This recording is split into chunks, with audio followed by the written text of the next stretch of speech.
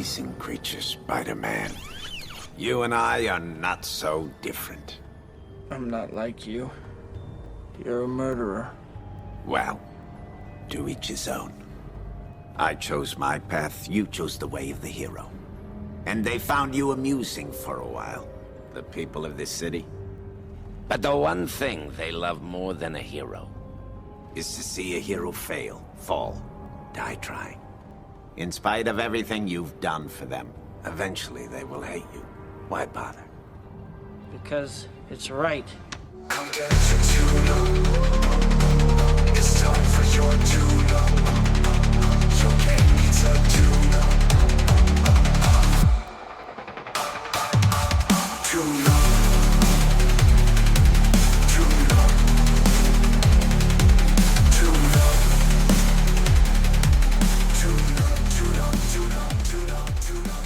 All right, Mark, you've cornered me. I cut our episode off last time, but you found me and you're going to make me do the rest of it, aren't you? The show must go on, Ben. Hey, you guys. We are back with part 2 of our episode on villains. Last episode, we went through a taxonomy of different kinds of villains you might meet, masterminds and monsters and all kinds of other villains. And we just thought the topic was too big to contain in one episode of this podcast. So this week, we're back to complete that story. The rogues are going to take their revenge. This week, where are we going to start, Mark? This week, we want to bring all those elements together that, we basically set the table last week. We talked about the different type of bosses you might fight and villains you might fight. And this week, we're hoping to kind of put them together in a way that you could use at the table. So I think we want to start with the villain's thumbprint.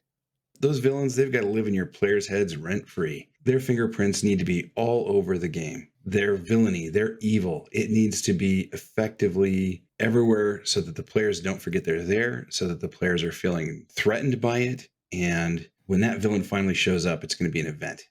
I don't play a lot of modules, Ben. I know you've ran this module a few times, and you've both been a player and you've run it. But tell me what makes Strahd such an effective villain, because it sounds as though from everything I've seen and what little I've played, he's always around. Like, you can't escape him.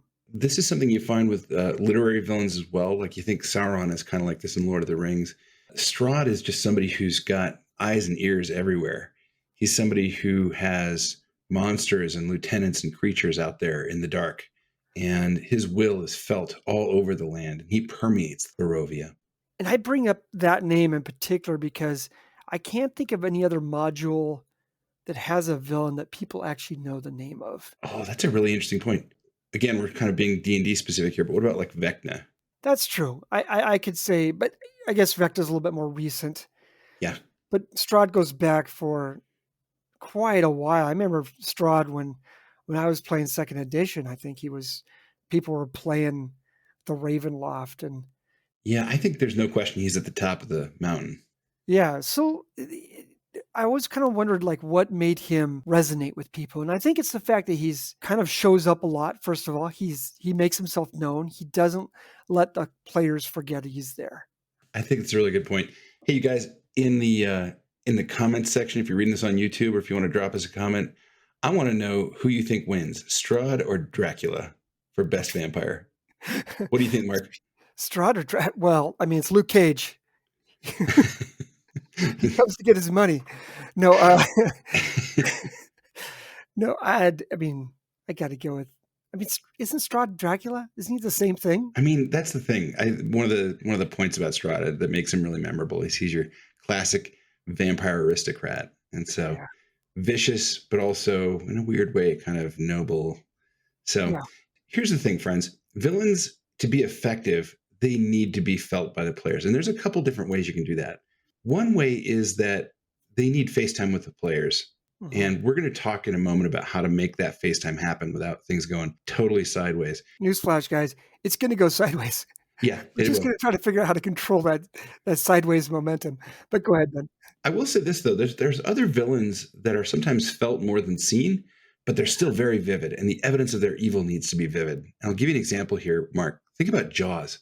We used Jaws last week as an example of a monster who he's killable and you don't see him very much. But man, he is just intimidating the heck out of that movie. And whenever he eats somebody, it is vivid. There's a body washing up on the shore, or a body part, or there's a fountain of blood in the middle of the ocean. I think every time I go swimming, Ben, I feel his presence in some way. Yeah, that's right. However you do it, the villain needs to be evident in your world and vivid. When you finally do bring that villain out, early or late, one of the things to really think about is, how are you going to introduce that villain? Go back to our section on player introductions. We did a whole episode on player introductions. All of that stuff could apply to your villain too. So take a look at that and see how you can really make that moment where the villain comes in really expressive of who that villain is, introducing him in the perfect way. I think Darth Vader's introduction in Star Wars is great. There's some other ones that can sneak up on the players, though, too. One of my favorite kind of villain reveals is the, "Oh, it was you all along." Yeah. And the person you thought was an ally or a friend or somebody good turns out to be sinister. Yeah, those are fantastic ones, man. When you pull the wool over the players and surprise them with a villain they didn't know, if it makes sense and it falls logically, it just drives them crazy. I love it. Yeah, the sense of betrayal is palpable. So now let's talk about what happens when you do introduce that villain. Mark? I want to talk real quick about insulating your villains, Ben. This is probably one of the most important things you can do when you create your villains. If you want that villain to last, you need to insulate them. And this is how you protect them. You want them to have screen time with your player characters. But let's face it, they're all murder hobos, you know? Yeah. I mean, most player parties, as soon as they know that guy is the villain, they will go straight at him. Mark, you and I played a long time ago with a friend of ours, a player who every time you brought a villain out to monologue or whatever, he was like, "I throw my knife at him," like before the guy got a sentence out. Yeah, there's just like this eagerness. It's like palpable how much they want to get the first shot in, take them down. So the players aren't going to stop at anything to defeat your villain. So we need to insulate them. Here's some of the ways we can do that. There's all sorts of ways, keep in mind, and you could combine some of these in different ways, but you could give them a lack of actionable information, Ben. Like they don't know if this is the 100%, if this is the person. Maybe they're operating at 60% or 70%. Is that enough to go full murder hobo? Yeah, I mean, most player parties fancy themselves as good guys, heroes. And the idea that a player party could take down an innocent person, that could be enough to stay them if you can implant some reasonable doubt.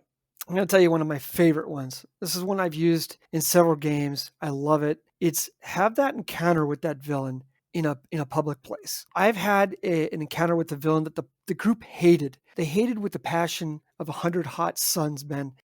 They had to sit down at dinner with that villain in a public place, in a party in their honor. And it just drove them nuts that they were sitting across the table and they could see the villain. They're like, "That's why we're at this party." That had to be as awkward as that dinner in Cloud City between Darth Vader and Han Solo. It's tough. That's one little trick. Have it in a public place where they can't feel like they can fully express themselves. And by express, you mean draw steel, throw spells, get laser bolts, and all the other kind of things. That's what I'm talking about. But also, let's also talk about like that powerful ally. You know, I think about Cersei in Game of Thrones. She had a lot of insulation standing next to Sir Gregor. Oh, yeah. The mountain. So if your player characters think they're going to take on Cersei, are you ready to take on Sir Gregor? Probably not. And it doesn't have to be just one guy. I mean, I think a lot of player parties will know that they could probably take one bad guy down, even if that guy's a powerful lieutenant. If you have 10 Gregor Cleganes, if you have an army of immortals standing nearby, like whatever it's got to be. So the villain in that case kind of insulates themselves with their allies. And that gives them that protection that they need to get off that monologue that you want to do, or have that conversation with the players face to face where they can maybe have those veiled threats, maybe some smack talk, or just outright hostility, but it's tempered with the fact that they could all have a full party wipe if they want to push it too far. Something that you're kind of keying into here, which is that players also need to have storytelling instincts and trust in kind of the process when it comes to villains. You know, I mean, they've got to be willing to let some of those settings do the work and realize that, you know, if I'm reading the room, this is not the moment where we just start going after the villain. We need to have that interaction. We need to have that bit of story come out because the villain's got to say his part too. You're right about that, Ben. But one thing you got to really do as a GM when you have these types of interactions is you can't make a threat that you can't back up. Oh, that's really true. What I kind of mean by that is like if your players are just going to go along with the idea of like, well, this is a game, and the GM's not going to really full party wipe us if we push this scene too far. You got to be willing to do it. You got to be willing to wipe that party. Yeah, you really, if you want to stick to your guns on this, you got to be willing to really push it to a point where like players can't think they can just get away with everything. Mark, I know this about you because we've played together for a long time. You are stern but fair. If we wipe, we deserved it. We're not here to just completely stomp on player characters or players, but the stakes need to be evident to them and you need to back them up. I do think that like the flip side of plot armor is the deadly dangerous dice that roll and can sometimes undercut the player's sense of their own heroism. Yeah, and we'll kind of touch on what happens when your player characters succeed. So we'll get right back to that. But I'm going to talk about one more way to kind of insulate your characters. And I'm going to argue that this might be the weakest of the examples, but I do think it can have its place. And I think if it's done right, it can be quite effective. And that is when you've captured the players. The reason why I think it's the least effective is because the players don't really have much of a choice. Sometimes having the choice and having to make a choice that you don't really want to make causes the player ire. But when you've got them captured, they don't have a choice. They just have to take it. And that just kills a little bit more resentment, doesn't it? I would largely agree, except I did have a really great session or two where my character was captured by his arch nemesis. And we've talked about this on this podcast before. Yeah. I do think that if you do that, to your point, you can't entirely rob the players of agency.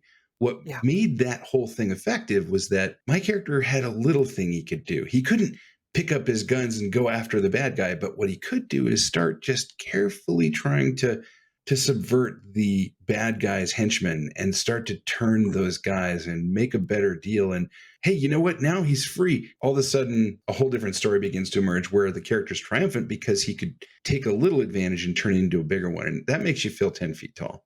Yeah. The main thing that like just handle that last one deftly, and it can really be effective. I just don't think it's as effective as some of the other ones, but it still has its place. Yeah. The common denominator in all of these, right, is that the villains are getting that screen time to explain some story point, or frankly, just to get under your player's skin a little bit and reinforce their villainy. Mm-hmm. So here's the thing, friends. These are all ways of helping stretch out your villain's lifespan a little bit. Players, as we know, are going to be going after those villains as hard and as fast as they can. Mm-hmm. And so you got to be thinking too about, hey, if you want that villain to come back, if you want them to be a recurring villain, what do you do? And Mark, I have had so many experiences as a younger GM where my players just killed, can't come back. That villain is gone. Well, then I got to tell you, I've got many experiences as an older GM where that same thing has happened. All right. So what do we do to get those villains out of Dodge and help them escape and live to fight another day? Well, you got to plot and plan, man. You got to have a trap door, like an escape route. You got to have a way to get them out of combat when you need to. And here's the important thing, Ben. It can't be a contrived, lame, get out of Dodge free card. It can't be that door that was on the other side of this dungeon that's deep in a mountain all of a sudden opens out to a balcony where the guy's got a waiting griffin to ride off into the sunset. Yeah. Players know when they're being jerked around like that. One thing to say here too, though, is if you lose the villain, play fair and lose them fair and square. That's not the end of the story. Maybe there was somebody worse that villain worked for. Maybe that villain's got family that are going to come to avenge him. You can play the full gamut of options here. Yeah, I've seen players come up with some of the most creative things and pull out all the stops and take down a big bad. And I wasn't quite ready for that, but you got to give those players props. They did it. So that is worth celebrating. I think a good example, if you want to see a good recurring villain in a story, go watch the first Captain America movie. The Red Skull in that movie has a great introduction where he finally pulls off this fake flesh face and we see his grinning red skull for the first time as Captain America is looking across a catwalk at him. They trade punches here and there. And then the catwalk separates. They've got enough room to talk. This is another way to insulate. And then the next thing he does is he starts leaving. And in fact, he's been leaving. Basically, he sees Captain America on a monitor and he's like, oh, this is done. And he's already on his way out. a lot of times as GMs, we might go, oh, that's the moment where the alarms go off and he's going to go in there and try to take care of this. Yeah, and you got to make sure it's within the rules too. Like it needs to follow Yeah. the rules, and we got to be playing by the same rules that the players are playing. Make it fair. Friends, we have for you a villain life cycle checklist. This is going to collect a lot of those things we were talking about before and hopefully put them in a schema, a blueprint for you. And one thing, dear listeners, if you're going along this checklist and you're like, boy, this kind of relates to me a little bit, and you kind of get to the end of it and you're checking off all those, you might be the villain. Yeah. All right. So here we go. Number one, villains are probably busy doing evil schemes and laying traps for the players long before the players ever set eyes on them. Remember, villains have their own priorities. They're not here to mess with your player characters just for your player characters' benefit. They're out doing whatever it is that is motivating them, world domination or billions of dollars or whatever it might be. So have them doing that stuff before the players ever see them. And as soon as they're aware of the players, which could be before the players ever see them, start having them send lieutenants or lay traps or create problems for the players that they're not even present for. Yeah, and you've talked a little bit about villains having a bit of a life before the player characters. Now they're meeting the player characters for the first time. You need to have them with a great intro, just like the players have a good intro. When Darth Vader steps onto that ship for the first time, when we are in the first 5 minutes of Jaws, you know, the very first time in the 2015 Godzilla movie from Legendary that you see him show up at the airport, it's amazing. Your players should, in some sense, even though they hate villains, they should, in some sense, be like, oh, that was cool when that guy showed up. You can't tell me when that T-Rex in Jurassic Park showed up. Oh, yeah. Oh, my gosh. I mean, monster Amazing. villain. Well, so they need colorful intros and they need colorful escapes. We were talking a moment ago about how we want to have villains get out of combat or how we want to insulate them. One sort of thought here is think about whatever that is going to be, and then think about a way to make it memorable. And we were talking a bit about that last week. We'll talk a bit more about making villains memorable this week too. But don't just make it any old kind of plane that they get on. Make it like the Red Skull. He's got this weirdo rocket helicopter plane, because that's amazing. Yeah, and that colorful escape doesn't necessarily have to be just the villain. It could be the players. If you're going to have an escape from the villain, make it colorful as well. The breaking of these entanglements should be just as exciting. And Mark, I think this is where it makes sense to start talking about our fourth point here, the villainy of the villains. They need to be doing dastardly deeds. They need to be doing stuff that you go, wow, that is evil. Mm-hmm. It's doing medical experiments on kittens. It's kicking puppies. I don't know what it is. Mark, whatever it is, we got to hate them for it. Absolutely. You just got to build that kind of loathing. As a GM, I feed off that. Well, I'll say this too. If the villains are villains that know the players intimately, like we talked about bullies last week, mm-hmm. or maybe if this is a recurring moment for the villain where they've had some history with the players and they're returning now, that villainy can be really targeted at the misery of the players. And I think that's great. That's what makes a great rival. Yeah. Also, just to another point, villains need weaknesses as well. Just like the player characters have weaknesses, the villains should have weaknesses too that the players can also exploit. Ben, you had some examples of some good villains with kind of weaknesses baked into them. Yeah, I think when you think about villains, think about weaknesses that are interesting contrast points with your heroes. If you have a super smart player, maybe his arch nemesis is somebody that's super strong, or vice versa. If you have a super durable character, maybe he's facing off against somebody who's kind of sickly. Think about all the different kinds of villain weaknesses you might have. They could be physical weaknesses. They could be psychological weaknesses where maybe these guys are drawn into puzzles and traps. It could be social weaknesses where they're outcasts. One that you had mentioned to me that I liked, I thought when you brought it up, I'm like, oh God, that's brilliant. Yeah, like Dr. Freeze from Batman. What was his thing? He had like a wife or something that was frozen. What was his? Yeah, Mr. Freeze. He's like a Batman villain with a really tragic past. And I think they really did a great job of that in the animated series. His wife had some kind of terminal illness. And so he got into cryonics so that he could freeze her so that she could live until a cure could be found. Mm-hmm. And of course, all of his efforts and villainy, bank robberies, other things, they were all just efforts to preserve and extend her life. And so he had this whole tragic backstory that motivated his villainy. And what makes it so interesting is you could be fighting this villain for a while. And then maybe later in the campaign, you discover this. That would be kind of like it would make you pause and go, oh man. What an amazing turn. Yeah. I'm conflicted now. Yeah. All right, well, let's move on to our next point. Villains need great motivation. Players need to understand what's going on in that villain's mind, why it is that they're doing what they do. Mark, even though we had this in the notes, of course, as soon as we say this kind of thing, I think of exceptions. I don't know that anybody knows what the Joker's motivation is. In a sense, though, I would say it's trying to find out his motivations, which is also kind of maybe you are never going to figure them out. But Yeah. that's kind of part of the enjoyment of that particular character, isn't it? Yeah, I do think though that conversely, like when you think about the Magnetos and the Doctor Dooms of the world, right? These are guys with very clear motivations. Don't miss that about your villains. And also, like lastly, let's talk about the villain's final chapter. They need like a planned ending. These are usually at the campaign arcs as they're kind of winding down, but you need to be really thinking about that villain's demise and what it means, not only for the players, but the story as a whole. When that villain's gone, does all of the air go out of the campaign? Is that what the whole campaign was about, was putting that guy's thing to a stop? If we're playing like a superhero game, what does that ending mean for the villain? It could just mean that they're captured and sent to Arkham Asylum. You know, Yeah. they might come back again some other day, but that story is wrapping up. I know it's kind of hard though to plan an ending when you've got players who may get a lucky die roll or other things. So try to have in mind what you think your ideal is, but also try to think about what would happen or what you would do to tie things up neatly if that villain ends up catching a bad saving throw. So we got one last thing we're going to go over, and we're kind of just going to go over this again because we talked about it briefly in our last episode, but I do want to circle back and kind of end on it one more time. With your villains, please make them memorable. I don't know how you do it. It might be their weapon of choice. Maybe it's a 2x4.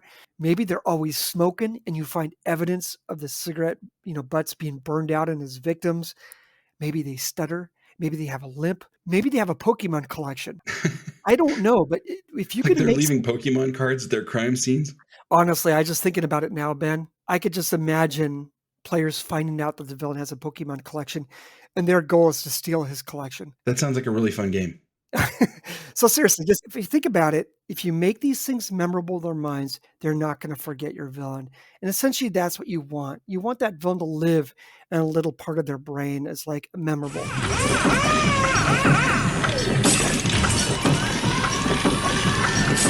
Oh, what is that noise? That, my friend, means that it is time for our tune-up segment for this week. And this one's really brief, but I think it's really great and it corresponds neatly with our villains episode topic. All right, hit me, Ben. What are some tips to roleplay a character who is much smarter or much dumber than you are? And I like how they kind of snuck in two questions. I suspect this listener is smarter than we are. Let's see what our tips are here. So smarter or dumber. So let's start with smarter. Mark, what do we do for characters that are smarter than we are? I always think that like when you're playing a character that's really out of your league smart, you got to rely on that dice a little bit. This is where you, as a GM, need to step in and extend a little grace to your players. The GM has to buy into the fact that this character is a genius.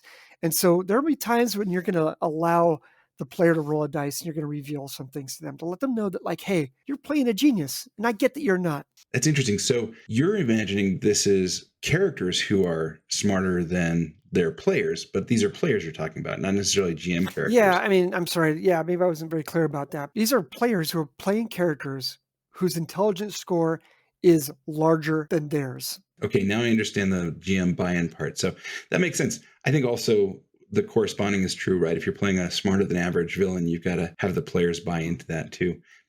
I think some of the things we talked about last time in terms of masterminds apply here, right? If you're playing that as a GM, you can give your villain more access to information. Certainly, they can see a lot of things the players can't. But Mark, what are some of the things you would do to help the players feel smarter? One thing the players can do, just take a moment and look at all the skills that your smart character is going to have and use those as much as you can. There are things that your dumb character, barbarians, or low int characters in a space, they're not going to have a big skill list to draw upon. So you should be looking at that sheet and using those skills as much as possible. I really like that advice too, because these kinds of characters will tend to go to their strong suit first. They're going to go to their intelligence before they're going to go try to solve problems with their fist. If you have a high intelligence character, then lead with those skills, lead with that intelligence, because that's how your character's probably gotten through most of their life already. Exactly on the flip side, Ben, if you're playing a low intellect character, maybe you're relying on your fists because that's how you got through much of your life. I remember this one comic book, actually. It was the second Ultimates series back in the 2000s. Hulk is fighting this version of the Abomination. And of course, the Abomination in this series is fully articulate. His mind is great. And in the opening exchanges, Abomination is beating him up and talking about how Hulk is so stupid or whatever. Of course, as happens, Hulk turns the tables, he gets angrier. But in the Ultimates, Hulk is talking sass to him. He's sitting there like beating on him as he says things like, how many legs has Spider's got? What is the square root of this or that? And he's just like asking him questions as he's beating him up. Like, you're not so smart. It doesn't matter if you're smart.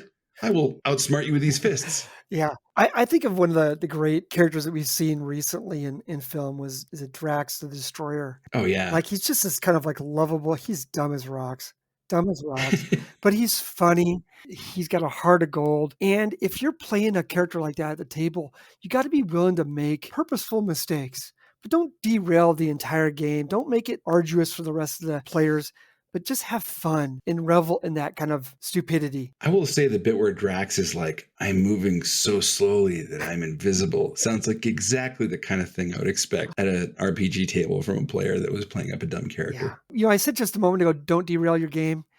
Derail your game. Have fun, okay?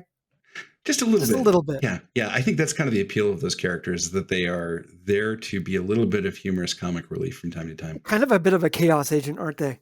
Yeah. Well, this has been great. Mark, I think we have covered in 2 episodes our villains topic for today. I think we put the villains to rest. Is there anything else we should wrap on here? My brain hurt. All right. Well, it sounds like we're wrapped up for this week, everybody. We're looking forward to visiting new topics with you next week. And until then, keep those dice rolling.